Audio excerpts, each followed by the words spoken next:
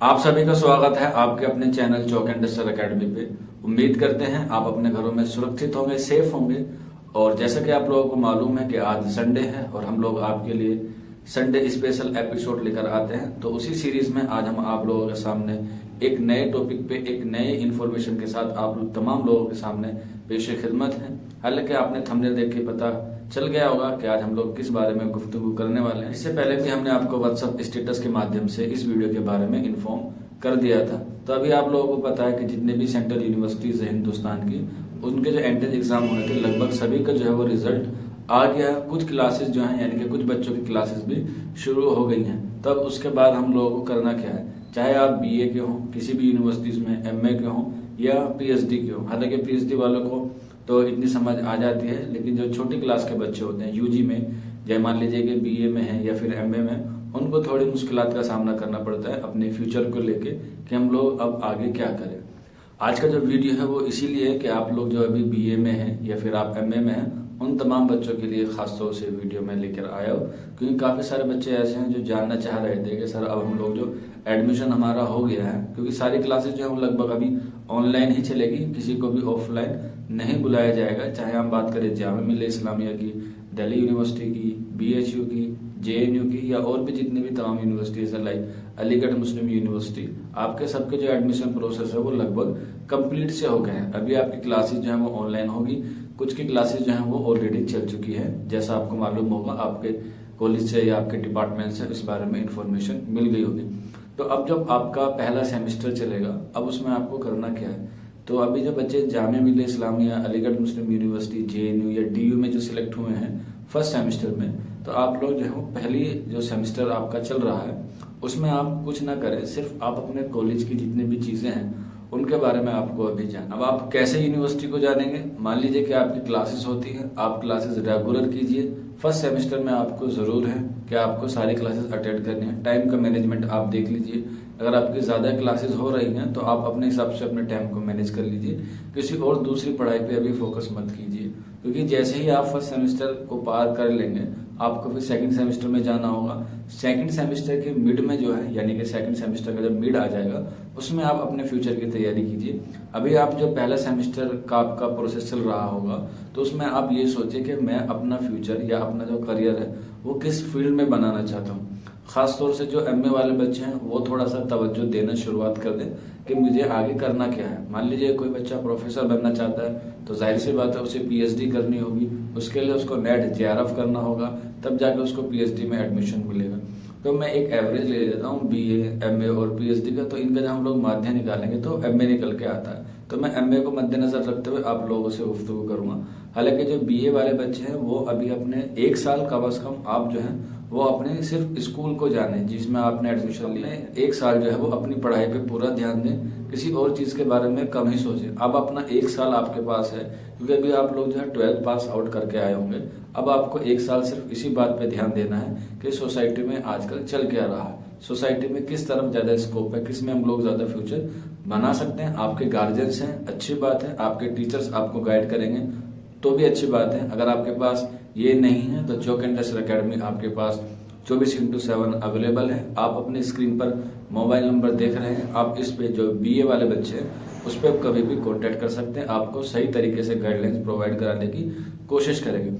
मान लीजिए कि आपको सरकारी नौकरी में जाना है तो आपको एसएससी क्रैक करना होगा। मान लीजिए कि आपको आगे बढ़ के प्रोफेसर बनना है तो आपको एमए करना होगा, फिर नेट जेआरएफ, फिर आपको क्वालिफाइंग करके पीएचडी का एंट्रेंस देना होगा। मान लीजिए कि आपको सिविल सर्विस में जाना है, यूपीएससी क्रैक करना है, तो आप लोग अभी से उसके सिलेबस के बारे में या कह सकते हैं उसके एग्जाम पैटर्न के बारे में आराम से धीरे धीरे सोचते सोचते आप इसकी चीज को मैनेज कीजिए। 3 साल है आपके पास, बीए के जो बच्चे हैं वो अभी से तैयारी करेंगे तो इंशाल्लाह आपका भी सिलेक्शन जो है वो जो पोस्ट आप चाह रहे हैं वो मिल जाएगा।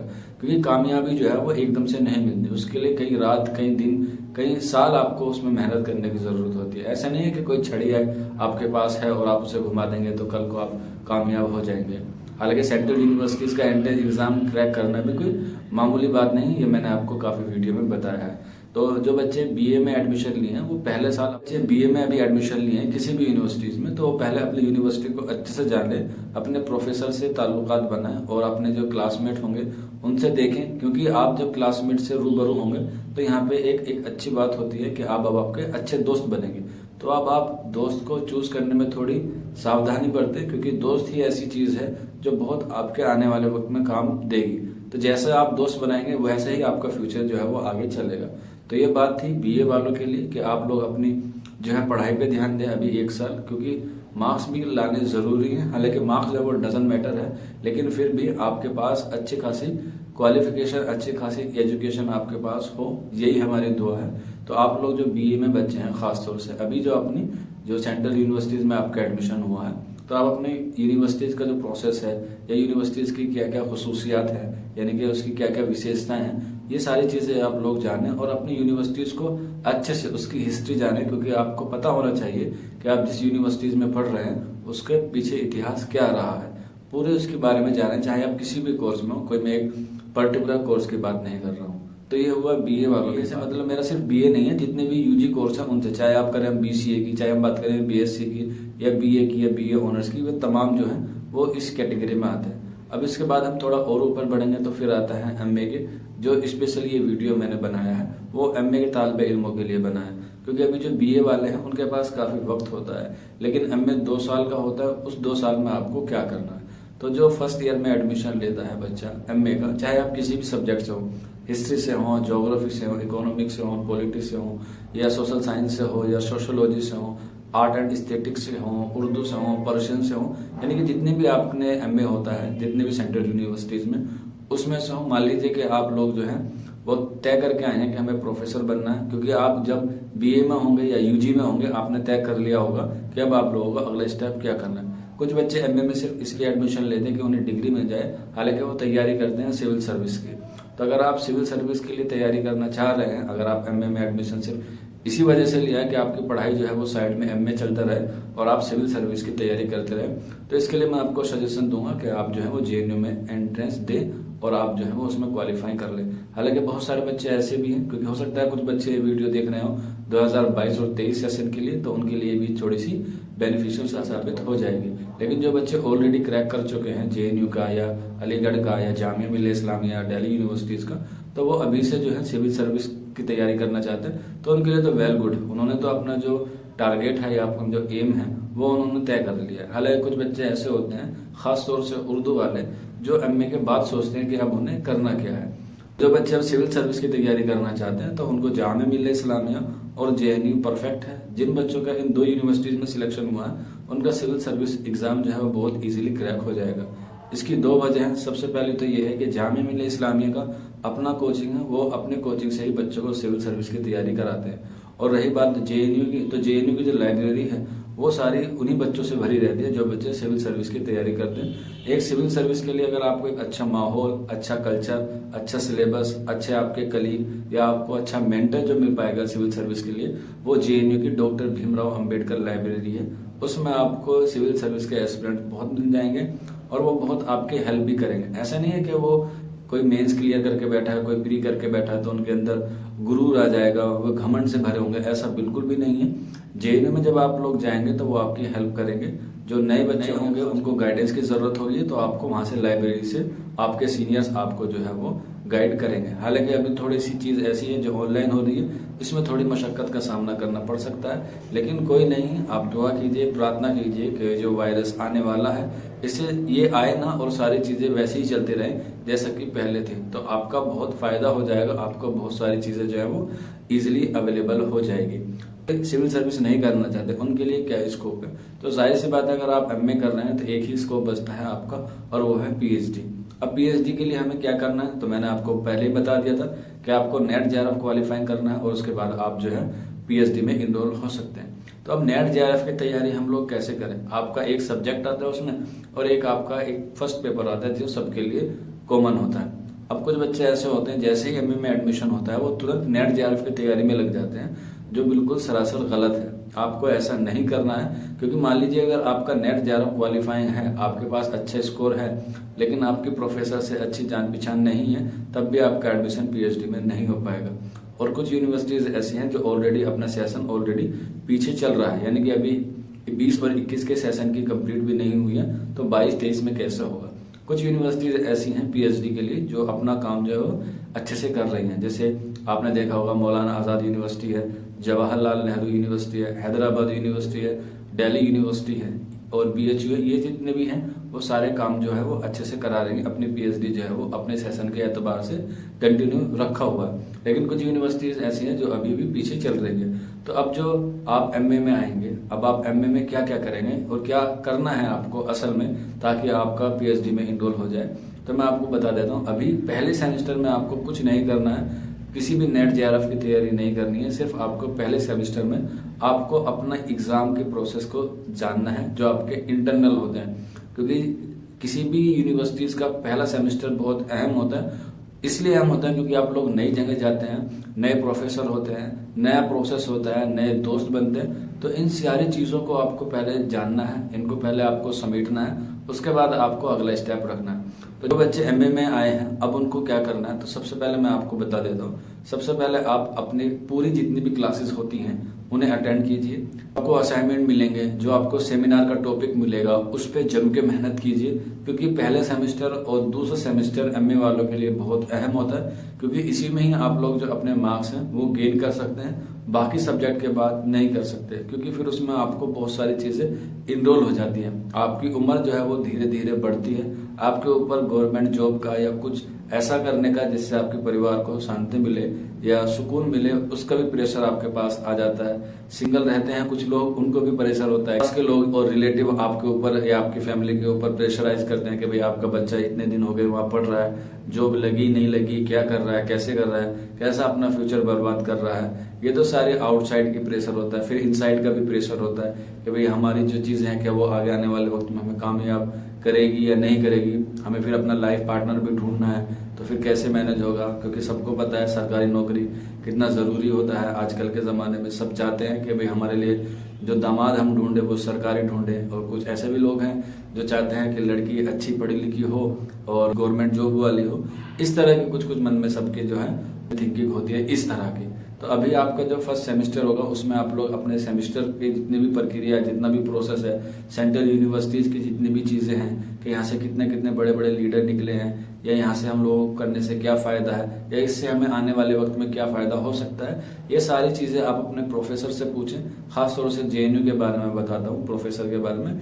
जैसा कि मैंने आपको काफी वीडियो में बताया है कि मैं जेएनयू से हूँ, तो जब भी हमें कोई इस तरह का सवाल हमारे मन में आता था तो हम अपने प्रोफेसर को, जो हमारे पास उनका नंबर होता था, उनसे मैसेज करके या कॉल करके या फिजिकली भी जाके हम उनसे आराम से उनके चैम्बर में पूछ सकते थे। तो कभी इस तरह की कोई वहां पे उनके अंदर ऐसी भावना नहीं आई कि भाई ये बच्चा क्यों हमें डिस्टर्ब करता है। आप जाके उनसे पूछेंगे तो बहुत पोलाइटली आपको सारी चीजें वो आपको गाइडेंस करने की कोशिश करेंगे। बस ये है कि आपका तरीका और आपका लहजा और आपकी तहजीब के अंदर सवाल में कैसी है। जैसा आपकी तहजीब, जैसा आपका अदब और जैसा आपका सलीका होगा, वैसे ही आपका जो प्रोफेसर होंगे वो आपके साथ उसी तरह का बिहेवियर करेंगे। तो मैं आप लोगों के साथ अपने एक एक्सपीरियंस शेयर करना चाहूंगा। फर्स्ट सेमेस्टर के एग्जाम के बाद है, हम लोग स्कूल ऑफ लैंग्वेज में जो एग्जाम दे रहे थे, फर्स्ट सेमेस्टर का था और प्रोफेसर लोग बैठे हुए थे, जैसा कि आप अपने स्कूल में या कॉलेज में एग्जाम देते हैं। तो ये बात उस वक्त की है जब थैनोस ने चुटकी बजाई थी।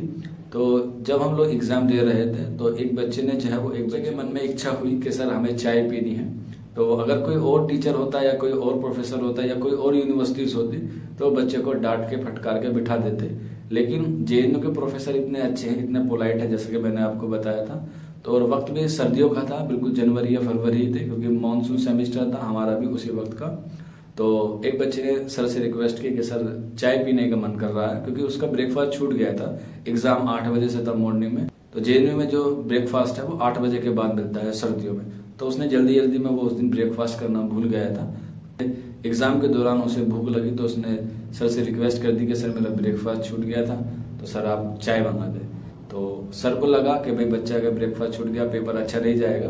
तो उन सर ने जो है वो पूरे क्लास के लिए, लगभग 20-22 बच्चे बैठे हुए थे, मैं भी उसी क्लास में था इसलिए मैं बता रहा हूँ। और वो बच्चा जिसने चाय मांगी थी वो हमारे ही रूम में बैठा हुआ था।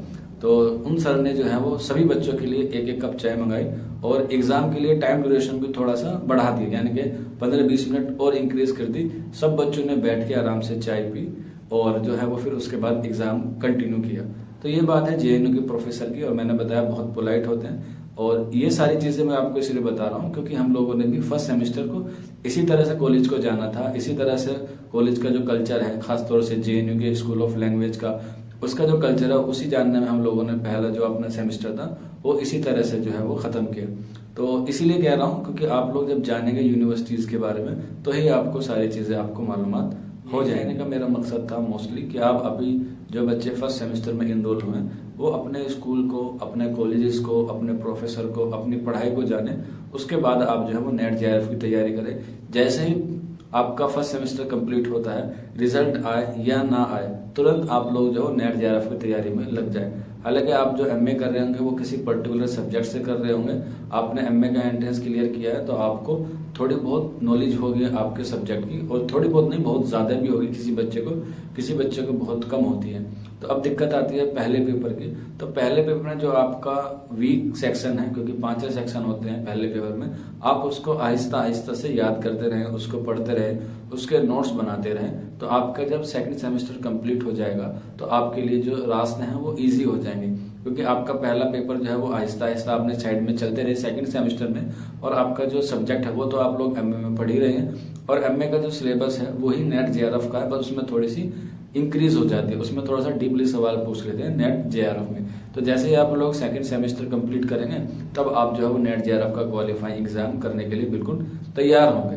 पहले ही प्रयास में नेट जेआरएफ का एग्जाम क्वालिफाई कर सकते हैं। अब आपका जो नेक्स्ट सेमेस्टर आएगा यानी कि थर्ड और फोर्थ, उसमें आप इस बारे में सोचिए कि अब हमारा नेट जेआरएफ तो हो जाएगा, थर्ड सेमेस्टर तक मोस्टली बच्चों का हो जाता है, कुछ बच्चे फोर्थ सेमेस्टर भी ले लेते हैं, और कुछ बच्चे ऐसे होते हैं जो फोर्थ सेमेस्टर के बाद सोचते हैं कि अब मुझे नेट जेआरएफ का एग्जाम देना चाहिए। तो आप लोग फर्स्ट सेमेस्टर में सोच रहे हैं कि मुझे देना है, लेकिन तैयारी जो है वो उसके पहले सेमेस्टर के बाद करें। अब जो आपका फोर्थ सेमेस्टर होगा उसमें आपको क्या करना है, उसमें आपको ये सोचना होगा कि अब हमें जो है वो पीएचडी किस टॉपिक पे करनी है। क्योंकि पीएचडी के लिए मैंने आपको बताया कि अगर आपका नेट जेआरएफ भी क्वालिफाइंग हो जाएगा तब भी आपका सिलेक्शन होने के चांसेस पूरे नहीं है, क्योंकि काफी सारे बच्चे के मन में ये एजम्पशन हो जाता है कि नेट जेआरएफ है हमारा पीएचडी में हो जाएगा।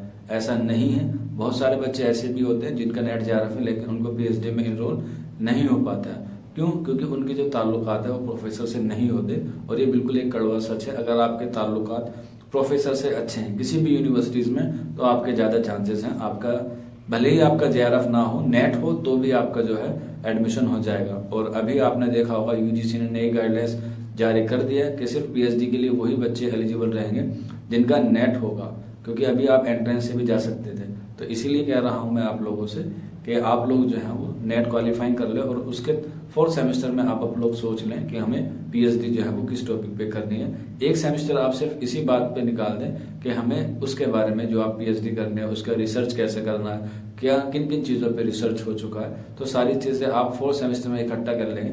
जैसे ही फोर्थ सेमेस्टर निकलेगा तुरंत आप लोग जो है वो पीएचडी के लिए अप्लाई कर सकते हैं, फिर सारी चीजें आपके एतबार से होगी। तो ये सारी चीजें मैंने आपको इसलिए बताई क्योंकि इस तरह की कोई इन्फॉर्मेशन या गाइडेंस बहुत कम अवेलेबल है। तो चौक एंड टीचर अकेडमी आपके लिए इसी तरह की वीडियोस हमेशा लाता है। उम्मीद करते हैं आज का वीडियो थोड़ा लंबा हो गया है, लेकिन उम्मीद है आपको सारी चीजें समझ में आ गई होंगी। फिर भी कोई चीज रह जाती है आपके मन में या कोई डाउट आ जाता है तो आप बिला शुबा बिला तकल्लुफ आप हमें परेशान कर सकते हैं। परेशानी के लिए नीचे कमेंट बॉक्स है, और परेशानी के लिए ही आपको ज्यादा परेशान करना है तो आप हमें नंबर पे व्हाट्सएप या मैसेज या कॉल कर सकते हैं। नंबर आपको मालूम ही होगा 9045220432। और जैसा कि मैं आपको हर वीडियो में कहता हूं कि आप लोगों को हमारा वीडियो अच्छा लगता है तो आप लोग कमेंट कीजिए, लाइक कीजिए, शेयर कीजिए। अगर आपको लगता है हमने जो इन्फॉर्मेशन दी है वो वाकई में वैल्यूएबल है या बेनिफिशियल है तो आप लोग हमारे चैनल को सब्सक्राइब कर सकते हैं। और इससे भी ज्यादा अहम बात कि आप लोग हमें फीडबैक या इस्लाह जरूर दें। उसके लिए आपको comment box, Instagram, social media जितने भी प्लेटफॉर्म है या व्हाट्सएप नंबर, आप किसी में भी हमें फीडबैक देंगे तो वाकई में हमें बहुत अच्छा लगता है आपका फीडबैक। तो मिलते हैं आप लोगों से जल्दी नेक्स्ट वीडियो में। शुक्रिया।